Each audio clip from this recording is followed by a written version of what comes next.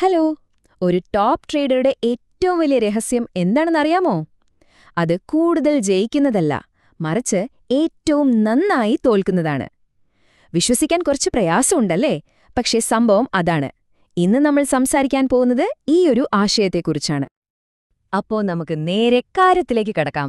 എന്തുകൊണ്ടാണ് ഈ ട്രേഡിംഗ് ഫീൽഡിലേക്ക് വരുന്നവരിൽ ഒരു 90% പേരും, അതായത് മിക്കവാറും എല്ലാവരും, സ്ഥിരമായി പൈസ കളയുന്നത്? എന്തായിരിക്കും അതിനൊരു കാരണം? അപ്പോ ഇതിന്റെ ഉത്തരം നിങ്ങൾ വിചാരിക്കുന്ന പോലെ എന്തെങ്കിലും ടെക്നിക്കൽ അനാലിസിസിന്റെ പ്രശ്നമോ അല്ലെങ്കിൽ ഭയങ്കര കോംപ്ലിക്കേറ്റഡ് ആയിട്ടുള്ള ചാർട്ടുകൾ വായിക്കാൻ അറിയാത്തതുകൊണ്ടോ ഒന്നുമല്ല. യഥാർത്ഥ പ്രശ്നം അത് മുഴുവനായും സൈക്കോളജിക്കലാണ്. അത് ഓരോ ട്രേഡറുടെയും ഉള്ളിലാണ്, അവരുടെ തലച്ചോറിനകത്താണ്. ഓക്കെ, അപ്പൊ നമുക്ക് ആദ്യത്തെ പോയിന്റിലേക്ക് വരാം. ഇതിന് നമുക്ക് ഞാനൊരു എക്സ്പേർട്ടാണ് എന്നൊരു തെറ്റിദ്ധാരണ എന്ന് പറയാം. അതായത് ട്രേഡിംഗ് എക്സ്പെർട്ടൈസിനെ കുറിച്ച് നമ്മളെല്ലാവരും വെച്ചു പുലർത്തുന്ന ചില ധാരണകളുണ്ട്. അതൊക്കെ എത്രത്തോളം തെറ്റാണെന്ന് ഇത് കേൾക്കുമ്പോൾ നിങ്ങൾക്ക് മനസ്സിലാവും. ഇതൊന്ന് ശ്രദ്ധിച്ച് കേൾക്കണം. മിക്കവാറും എല്ലാവർക്കും ചാർട്ടൊക്കെ നന്നായിട്ട് വായിക്കാൻ അറിയാമായിരിക്കും. പക്ഷേ ഈ കഴിവുണ്ടല്ലോ, ഇത് പലപ്പോഴും ഒരു ഫോൾസ് കോൺഫിഡൻസ് ആണ് കൊടുക്കുന്നത്. കാരണം ആളുകൾ തോറ്റുപോകുന്നത് ടെക്നിക്കൽ നോളജ് ഇല്ലാത്തതുകൊണ്ടേയല്ല. ഇതിലൊരു കോൺട്രഡിക്ഷൻ നോക്കിക്കേ. ഇന്നത്തെ കാലത്ത് ട്രേഡ് ചെയ്യാൻ എന്തോരം സൗകര്യങ്ങളാ ഉള്ളത്. നല്ല കിടിലൻ ടൂൾസ് ഉണ്ട്. സ്പ്രെഡും മാർജിനും ഒക്കെ പണ്ടത്തേക്കാൾ എത്രയോ കുറവാണ്. പോരാത്തതിന് ഇതൊക്കെ പഠിക്കാൻ ഓൺലൈനിൽ ഇഷ്ടം പോലെ മെറ്റീരിയൽസും ഉണ്ട്. പക്ഷെ ഇത്രയൊക്കെ ഉണ്ടായിട്ടും ആ 90% ഫെയിലിയർ റേറ്റ് ഉണ്ടല്ലോ, അതിനൊരു മാറ്റവും വന്നിട്ടില്ല. അപ്പോൾ ഉറപ്പല്ലേ പ്രശ്നം വേറെ എവിടെയോ ആണ്, കുറച്ചും കൂടി ഡീപ്പാണ്. അപ്പോ ഈ ടെക്നോളജിയോ അല്ലെങ്കിൽ അറിവോ ഒന്നുമല്ല വില്ലനെങ്കിൽ പിന്നെന്താണ് യഥാർത്ഥ പ്രശ്നം? അത് പുറത്തെവിടെയോ അല്ല, അത് നമ്മുടെയൊക്കെ ഉള്ളിൽ തന്നെയാണ്. നമ്മുടെ സ്വന്തം ബ്രെയിനിനോട്, നമ്മുടെ ബേസിക് ഇൻസ്റ്റിങ്ക്റ്റുകളോടാണ് നമ്മൾ ശരിക്കും ഫൈറ്റ് ചെയ്യുന്നത്. ഇത് വളരെ ഇമ്പോർട്ടന്റ് ആയിട്ടുള്ളൊരു സ്ലൈഡാണ്. ജയിക്കുന്ന ആ 10%വും തോൽക്കുന്ന 90%വും തമ്മിലുള്ള വ്യത്യാസം എന്താണെന്ന് ഇവിടെ ക്ലിയർ ആയിട്ട് കാണാം. നോക്കിക്കേ, ഈ 90% ആളുകളും എന്തു ചെയ്യും?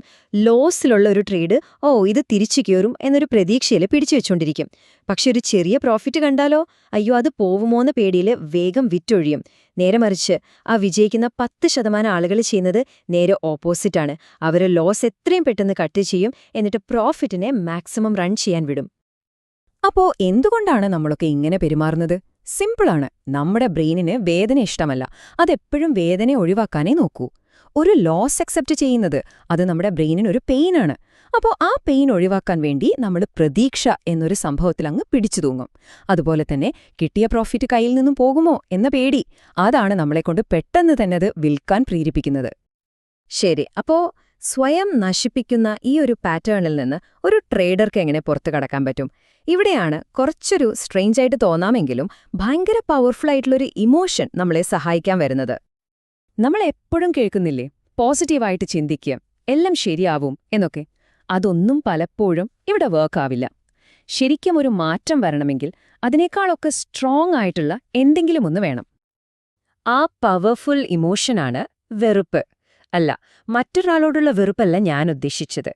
ഇത് നമ്മളോട് തന്നെ തോന്നുന്ന ഒന്നാണ്. നമ്മുടെ സ്വന്തം മോശം ശീലങ്ങളോട്, നമ്മൾ വീണ്ടും വീണ്ടും എടുക്കുന്ന ആ മണ്ടൻ തീരുമാനങ്ങളോട് നമുക്ക് തന്നെ തോന്നുന്ന ഒരു കട്ട വെറുപ്പ്.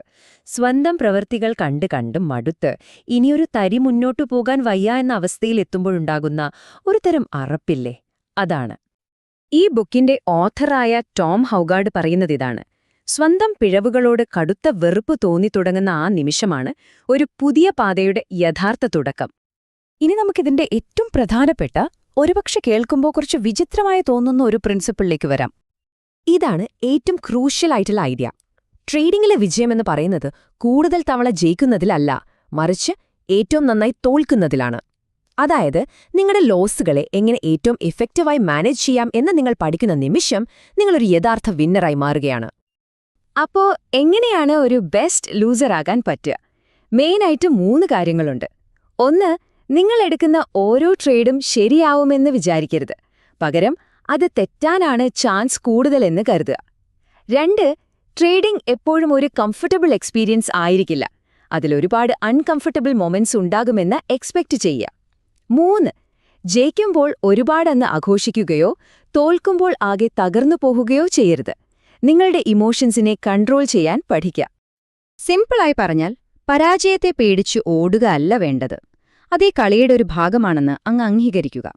ഓരോ തോൽവിയും നമുക്ക് വളരാനുള്ളൊരു ചാൻസാണ്. അത്രേ ഉള്ളൂ. ഇതിന് ഏറ്റവും നല്ലൊരു എക്സാമ്പിളാണ് കോബി ബ്രയന്റ്. ബാസ്കറ്റ്ബോൾ ചരിത്രത്തിൽ ഏറ്റവും കൂടുതൽ ഷോട്ടുകൾ മിസ്സാക്കിയ പ്ലെയർ പുള്ളിയായിരുന്നു. എന്തുകൊണ്ടാണെന്നോ? കാരണം പരാജയപ്പെടാൻ അദ്ദേഹത്തിന് ഒരു പേടിയുമില്ലായിരുന്നു. കൂടുതൽ തവണ ശ്രമിക്കുമ്പോൾ കൂടുതൽ തവണ പരാജയപ്പെടും. അത് സ്വാഭാവികമാണെന്ന് അദ്ദേഹത്തിന് നന്നായി അറിയാമായിരുന്നു. അപ്പോ നമ്മൾ ഇതുവരെ പറഞ്ഞ കാര്യങ്ങളെല്ലാം കൂടെ ചേർത്തുവെച്ചാൽ ഒരു ടോപ്പ് പെർഫോമറുടെ, ഒരു എലീറ്റ് ട്രേഡറുടെ മൈൻഡ്സെറ്റ് എന്തായിരിക്കണം? നമുക്ക് നോക്കാം. ഒരു ഐഡിയൽ ട്രേഡറിന്റെ മൈൻഡ് സെറ്റ് എന്ന് പറഞ്ഞാൽ, ഒന്ന്, അവർ ഭയങ്കര ഫ്ലെക്സിബിൾ ആയിരിക്കും. ജയിച്ചാലും തോറ്റാലും അവർക്ക് വലിയ വ്യത്യാസമൊന്നും ഉണ്ടാവില്ല. അവർക്ക് പേടിയുണ്ടാവില്ല. പക്ഷെ അതുകൊണ്ട് അവർ കെയർലെസ് ആവുകയുമില്ല. മാർക്കറ്റിൽ വരുന്ന ഓരോ ഇൻഫർമേഷനെയും അവരൊരു ഓപ്പർച്യൂണിറ്റി ആയിട്ടേ കാണൂ, അല്ലാതെ ഒരു ത്രെറ്റായിട്ടല്ല. പിന്നെ ഏറ്റവും പ്രധാനം, അവർക്ക് റിസൾട്ടിനേക്കാൾ പ്രോസസ്സിനാണ് പ്രാധാന്യം. ഓരോ ട്രേഡിന്റെയും ഔട്ട്കം അല്ല, ശരിയായ പ്രോസസ്സ് ഫോളോ ചെയ്തോ എന്നതാണ് അവരുടെ നോട്ടം.